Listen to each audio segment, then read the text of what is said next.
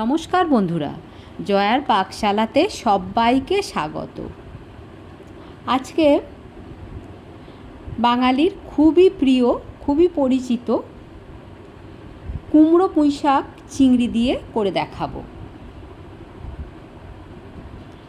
দুপুরের গরম ভাতের সঙ্গে এই রকম কুমড়ো চিংড়ি থাকলে পুঁইশাক দিয়ে জাস্ট জমে যাবে, আর অন্য কোনো পদই লাগে না। রেসিপিটি পুরো দেখার অনুরোধ রইল। এর জন্য আমি এখানে 200 চিংড়ি নিয়েছি, খুব ভালো করে ধুয়ে রেখে দিয়েছি। পুঁইশাক আর আলু কেটে নিয়েছি, ডাঁটাটা আমি আলাদা করে কেটে ধুয়ে নিয়েছি। কুমড়ো নিয়েছি এখানে 300 গ্রাম, সেটা ধুয়ে নিয়েছি। আর কুমড়োর যে শাকটা, এই পুঁইশাকের শাকটা সেই শাকটা আলাদা করে কেটে ধুয়ে নিয়েছি। আমি চিংড়িটা ছাড়িয়ে নিচ্ছি। আমি আগে শুধু কেটে আর ধুয়ে নিয়েছি। সমস্ত চিংড়ির ছালগুলো এইভাবে আমি ছাড়িয়ে নেব।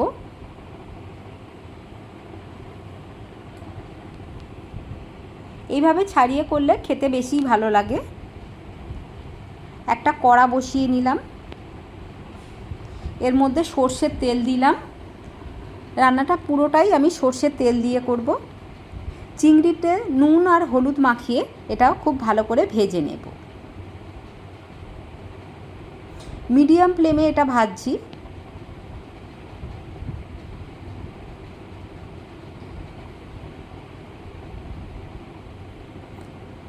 একটু লালচে করে এটা ভেজে নিতে হবে। খুব শক্ত করে ভাজবো না, খুব শক্ত করে ভাজলে, কড়া করে ভাজলে সেটা শক্ত হয়ে যায়।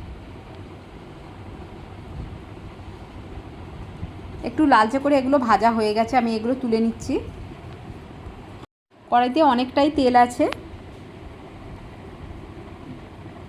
এর মধ্যে আমি আরও কিছুটা সর্ষের তেল দিয়ে দিলাম। তেলটা একটু গরম হতে দেব। 4টে শুকনো লঙ্কা আমি ফাটিয়ে দিয়ে দিলাম।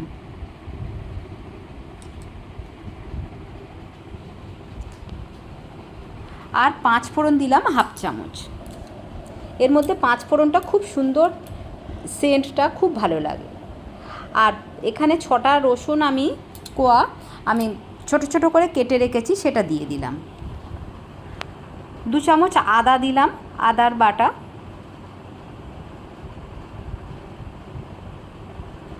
দিয়ে খুব ভালো করে মশলাটা একটু কষিয়ে নেব। একটা মাঝারি সাইজের পেঁয়াজ, মাঝারির থেকে একটু বড় একটা পেঁয়াজ, আর 3টে কাঁচা লঙ্কা আমি ছোট করে কেটে রেখেছি, সেটা দিয়ে দিলাম। সমস্ত মশলাটা খুব ভালো করে ভেজে নিতে হবে বা কষিয়ে নিতে হবে।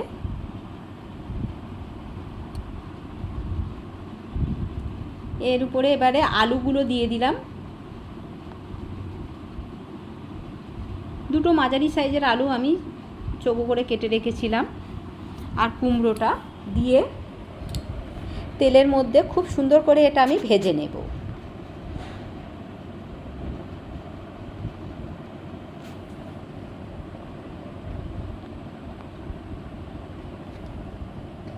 একটু ভাজা মতো হয়ে গেছে।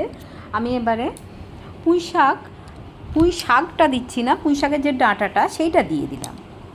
শাকটা আমি একটু পরে দেব। দিয়ে খুব ভালো করে এইভাবে ভেজে নিতে হবে।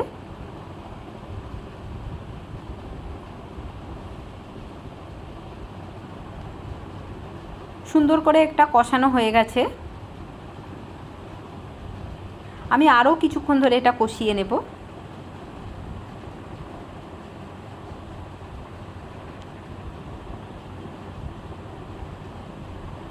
এর মধ্যে আমি 1 চামচ হলুদ দিলাম, 1 চামচ ধনিয়ার গুঁড়ো দিলাম। এই ধনিয়া না, এখানে আমি জিরের গুঁড়ো দিলাম। আমি এখানে কোনো ধনিয়ার গুঁড়ো আমি এখানে ব্যবহার করছি না।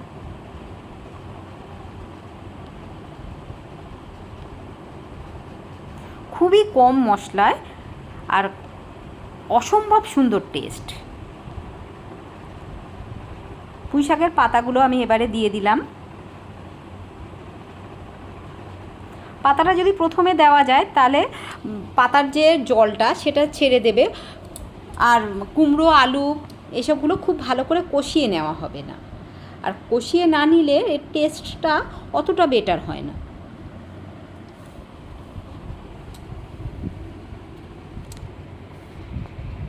খুব ভালো করে আমি এটা ঘেঁটে দিচ্ছি।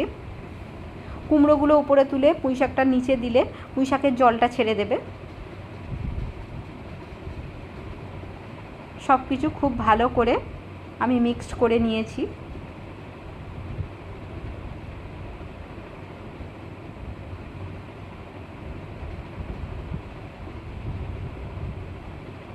বাড়িতে কোনো অনুষ্ঠান হলেও দুপুরের যে মেনু থাকে সেই মেনুতেও এরকম কুমড়ো চিংড়ি পুঁই শাক দিয়ে অপূর্ব খেতে লাগে।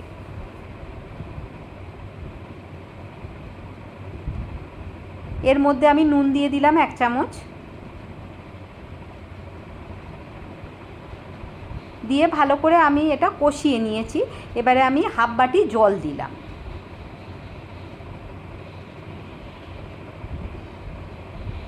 আবারও একটু দিলাম। আমি 1 বাটি জলটা দুবারে দিলাম, তো সামান্য একটু এখনও রয়ে গেছে। এর উপরে আমি 1 চামচ চিনি দিয়ে এটা ঢাকা দিয়ে দিলাম। চচ্চড়িতে একটু চিনি দিলে খেতে খুবই ভালো লাগে। আমি 2 মিনিটের জন্য ঢাকা দিয়েছিলাম। খুব ভালো করে ফুটে গেছে, ঢাকনাটা খুলে নিয়েছি। নিয়ে খুব ভালো করে নাড়াচাড়া করে দিলাম। এটা কিছুক্ষণ আমি ফুটতে দেব। সব সিদ্ধ হয়ে এসছে, আরও একটু হলে ভালো হবে। রেসিপিটি ভালো লাগলে লাইক, শেয়ার, কমেন্ট এবং সাবস্ক্রাইব করতে ভুলবেন না। পাশে থাকা বেল আইকনটি প্রেস করে দেবেন। আমার নেক্সট ভিডিওর নোটিফিকেশান সবার আগে আপনার কাছে পৌঁছে যাবে। আমি ভেজে রাখা চিংড়িটা দিয়ে দিলাম। অনেকটাই যে গ্রেভিটা শুকিয়ে এসছে, বেশ মাখো চাকো হয়ে গেছে।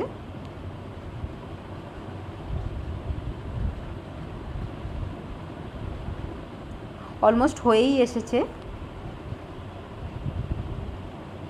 আর একটু আমি শুকিয়ে নেব। এটা হয়ে গেছে, আমি ফ্লেমটা অফ করে দিলাম। সার্ভ করে নিয়েছি। দেখুন কত সুন্দর দেখতে লাগছে, আর খেতে তো অপূর্ব লাগে। গরম ভাতের সঙ্গে জাস্ট জমে যায়। কেমন লাগলো অবশ্যই কমেন্ট বক্সে জানাবেন। আপনাদের কমেন্টের অপেক্ষায় রইলাম।